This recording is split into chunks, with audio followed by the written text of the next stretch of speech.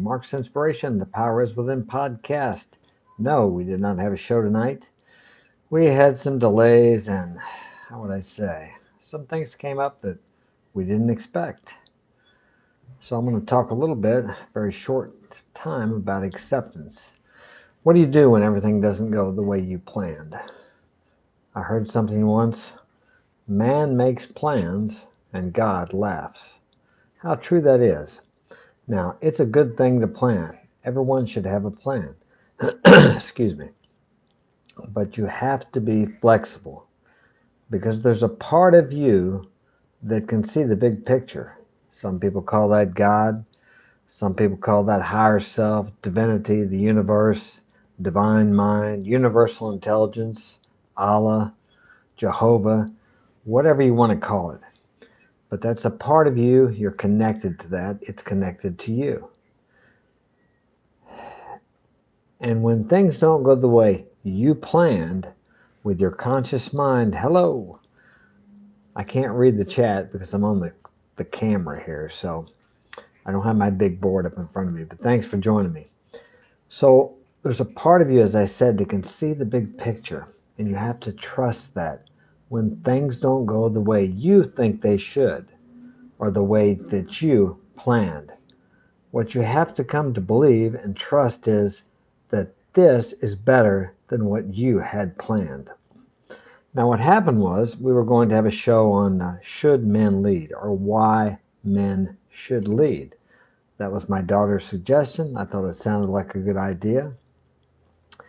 But the boys went to spar down in St. Louis. And I forgot that Frank was going with them this time. And he is my tech man. And he runs all the equipment downstairs. So they didn't get back till about almost 6 o'clock. And it takes him a while to set up. And my daughter was still sleeping. I didn't post the thumbnail. I didn't post the post on YouTube. So we decided to wait, but I really wanted to come here because I didn't feel, hey, what's up?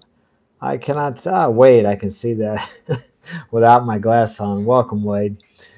Thanks for being here. Wade's one of my biggest, the best financial supporter I've had and supporter in all other areas also. He came here and did the show with Alpha Kingdom, Alpha Villains, and who else was with us? I think it was them two, wasn't it? Yeah. And then my family, of course. So he was here then. I wanted to come see you, Wade, when I was in Columbia, but you were out of town when I was up there. So, hey, we'll meet up again sometime soon. But back to the acceptance, that part of you that actually runs your life. Some people, if you believe in the subconscious mind and superconscious mind, studies show that the subconscious mind actually does 95% of your, I'll say, thinking for you.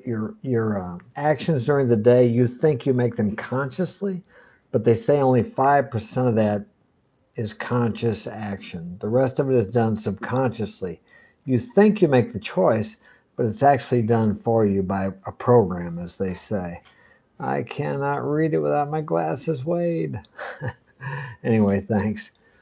So you actually think you're running your life, but you're not really. You have the choice. You have you have a choice of how to react during two situations during the day. I'm having a hard time speaking tonight for some reason.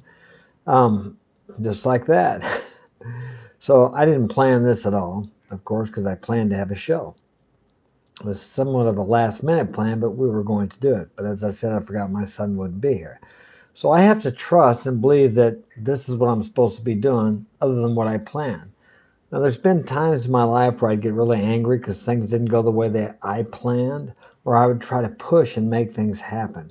Like I could have made my son push everything, put it all together at the last minute. We could have had a show. I could have woke my daughter up, made her get dressed, get ready, and I could have got the show to go on. And some people believe that the show must go on or you must make things happen. If it's going to be, it's up to me. And there's a lot of truth in that. I have to take the action. But is it inspired action? Is it action that I'm forcing upon other people? Am I frustrated doing it? Am I frustrating other people? Am I creating dissension? Or is it a peaceful action? Is it an action that flows? In this case, it wouldn't have flowed. Now, earlier, as I was speaking, my speech wasn't flowing, but I believe this is what I'm supposed to be doing because I had that inner desire, or almost felt like an obligation that I needed to come on here because I'm here. I've been here almost every Saturday night at 6 p.m. unless I was out of town or something came up for over 2 years. So I feel a certain responsibility for my subscribers to be here and at least give you a little bit of my wisdom that I've learned through the years. And I'm still growing and still learning and believe that I will be and hope that I will be until the day I pass on to that big YouTube studio in the sky, whatever you believe in. So what I'm talking about is going with the flow. And it really comes down to being just this simple. Do the next right thing. Do what's in front of you. Okay, this was in front of me. Nothing else was. Well, I had to sweep my floor. That was in front of me too. And sometimes it's just that simple. Sometimes it's just as simple as doing the dishes in your house because they're dirty. Now, that may not have nothing to do or any way you can connect that with you achieving your goal. If you have a goal, you have to have a goal for this to work, I believe. But it's what's in front of you. And that is the next step that leads you to the next step to achieving your goal. These things are all connected in a way that you can't see. If I lay out a 1,000-piece puzzle before you, you have no idea what goes where. But you can see once the puzzle is put together how beautiful it is or what you made, depending on what it is. It's the same way with life. There's a part of you that can see that puzzle all put together. But you can't, and I can't either. But what I can see is where the next piece goes. If I study and allow and just trust, the next piece is I have a meeting to go tonight at 6 o'clock. Okay, I had to sweep my floor. After that, I don't know. But I quote this all the time. It's Martin Luther King Jr. You don't have to see the whole staircase to take the next step or to take the first step. Take the first step. Whatever your goal is, you know what to do now to start. But so many people, they won't start because they can't see how it could ever come to pass. And one of the things they do is, I can't afford it. I don't have enough money. But they know there's something they can do. What people don't realize is if you set out on a course, a direction, you will be given the answers and the provision, excuse me, as you go along. Now you have to believe that, and that belief will be evidenced by your action in the direction of your goals. Now, if you have no goals, you'll just be blown around like a ship on the ocean without a rudder, never reaching a destination because it doesn't have one. Now, ships would be blown off course by the wind, but they get back on course. I heard one time that when an airplane takes off, that it constantly readjusts because of the winds and different things, different variations as they travel. They have to constantly readjust. If they just took off and headed straight out in the direction and didn't readjust, they would not end up where they want to go. And this is the way your life is. When you have goals, you set off in the direction of your goals, and you constantly have to readjust because as you go, things happen that are unforeseen. And sometimes we get really frustrated and upset because we think these things are pushing us off course, but they're not really. If you're going to take a trip across the country, let's say you live in New York and you're going to go to California, you have a map, which is equivalent to your plan to achieve your goal. Now, as you're traveling across the country, you come upon some construction, some detours. You don't stop and turn around and think, I'm never going to get there. No, you take the detours, you adjust, and then you keep moving forward. Hey, what's up? I can't see who it is, but thanks for joining me. So you adjust. And it's the same way in life. You're going to run into some detours. And as you do, you have to adjust your course. But be confident if you keep moving, you will reach your destination. And it's really just that simple. But as human beings, we complicate things. We have to complicate everything because we want to figure everything out. Well, what if I told you you don't have to figure everything out? And when you start to figure everything out, or try to, you're playing God. You're trying to play the person or the man or the thing or whatever you believe in that can see the big picture. And you can't. You can only see a little part of it. Hey, what's up? Thanks for joining me. I don't know. I can't see. Oh, it's Wade. Okay. Um, you can only see. I need to get some glasses, okay? Out of my one eye, I got like triple vision. When I look at the moon at night, I can see 4 of them. But this eye over here is really good. The reason I don't want to wear glasses is because once your eyes adjust to them, yeah, maybe I'm resisting the path here, huh? Then you take them off. I can read without glasses now if I look at it if I'm up close. But once your eyes get adjusted to them, then you can't read without them, or you need them to see correct or to see well. So I'm resisting it, but I'm probably going to go get a pair. Anyway, back to the topic. So once again, I resist too. Sometimes I don't go with the flow. I know what I need to do. I have some dental work I need to get done too, and I'm thinking about going to Colombia to have that done because the cost is much better, and there's a lot of beautiful women down there. So I may go down there. A lot of times we know what to do. It's those things that pop up over and over, like, I should do that. Like the glasses, yeah, I should get some glasses. This has been popping up in my head probably for the last couple months. Now, I can drive without him. Actually, I don't think I would have passed the driver's test if she hadn't helped me out. Maybe I would have. And I can see well, but at night it's a little difficult. And I can read better than my kids who don't wear glasses, so maybe I'm justifying. But these things keep popping up over and over and over again. So that's usually a good indication it's something you need to do. And there's other things in my life, and I'm sure you have things too that just bubble up to the surface maybe once a week, once a month, maybe several times a day.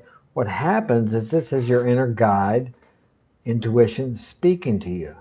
But we don't listen a lot of times, or we hesitate, or we wait till things get worse before we take action. I've done that many times. I've learned to listen better and to follow instruction better. And actually, as I'm talking to you about it, it's hard for me to try to impress upon you that you need to listen to that. When, as I've told you, there's some things that's going on with me that maybe I'm not listening and doing what I know I need to do. See, that's our self-will wanting to run the show. And I don't know what's best.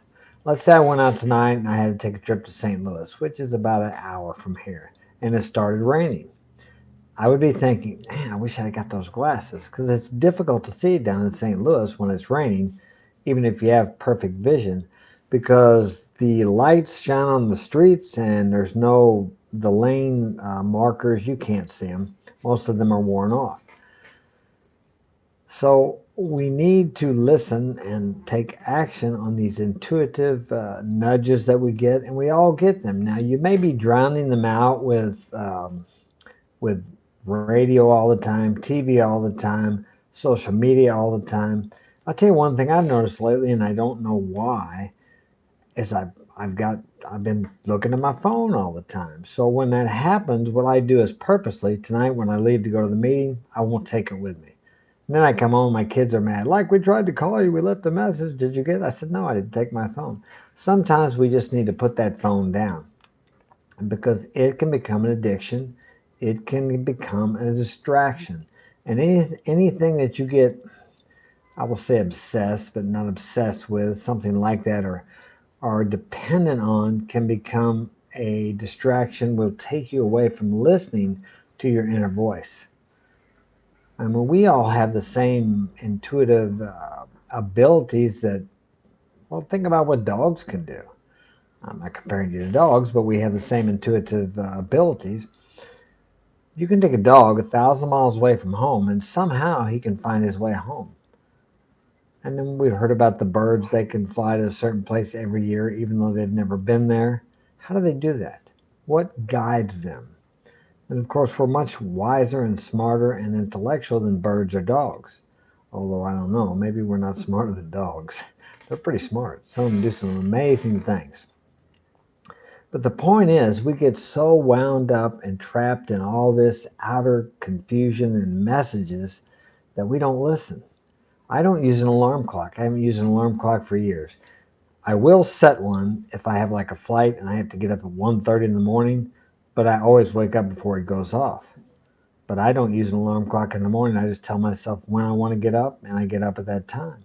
And you don't need one either.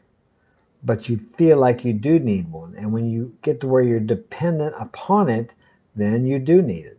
Weather. I can pretty well tell you what the weather's going to be, what it's going to do.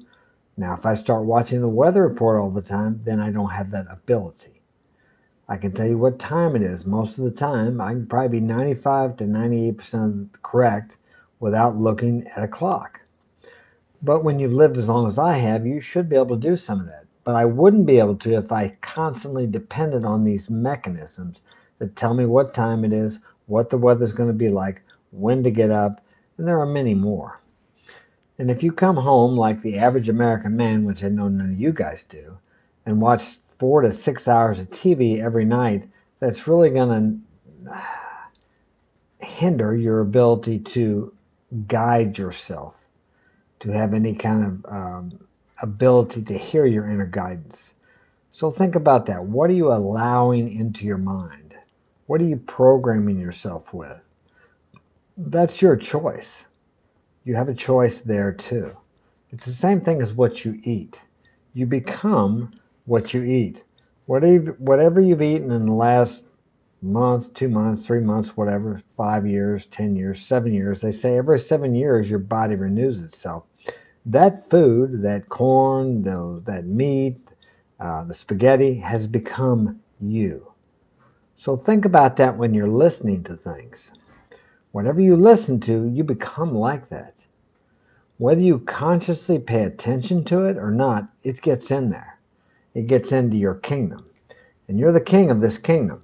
You have a choice of what you allow in there, what you believe, what you take in, and it all affects you. It all affects your mental and emotional health. And I hear somebody outside my door, so I'm going to take that as my cue to stop right now. Thanks for joining me. Think about what I've said tonight. Take what you need, leave the rest. Take care. Have a wonderful evening.